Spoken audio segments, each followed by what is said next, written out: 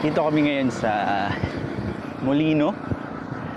Molino papuntang Paliparan, Carmona. Kaya nagkakwentuhan kami kanina ni Ted, yung utol ko na sa harapan. Sabi ko sa kanya, parang ano to? Parang false flat to. So yung cyclometer ko, sinet ko sa altitude gradient settings. Eh, totoo nga. Maliban sa kita mo na medyo paahon, na-affirm nung cyclometer na ganun nga. Sabi ko sa kanya, i-retain ko na lang sa ganitong setting para kapag feeling ko humihina na yung padyak ko, umiinit na yung hita ko, makita ko talaga na, paahon naman pala talaga. Hindi ka lang nagpi-feeling na humihina ka. Kasi I just realized, pa-deep!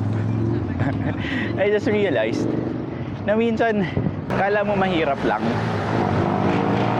pero mahirap naman pala talaga. Hindi ka humihina, humihirap lang yung dinadaanan mo. At kapag dinaanan mo lang yun ang dinaanan, dadali din eventually. Lalakas ka. And that's your pa-deep quote for the day.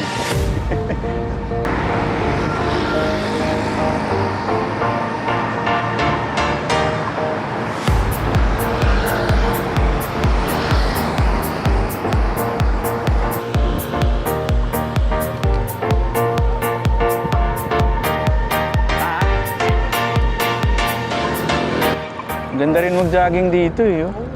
Maybe more siyang way 5K. Tsaka ang ganda ng ano, may puno, mahangin pa. Gusto mo ng training lang. Uy, may ano, cycling cafe.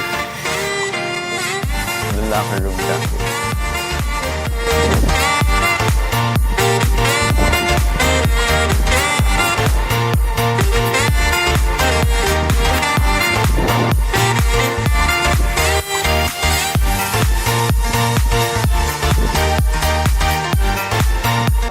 We miss you, Bermosa.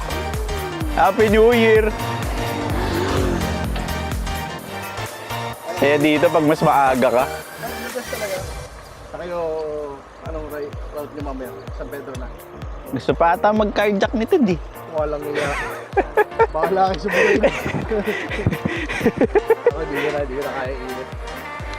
Siguro kung di ako nilagnat, kaya. Ako din happy ko eh.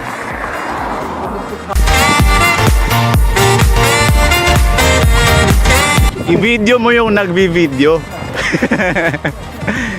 Wow, collab. Happy New Year! Oh.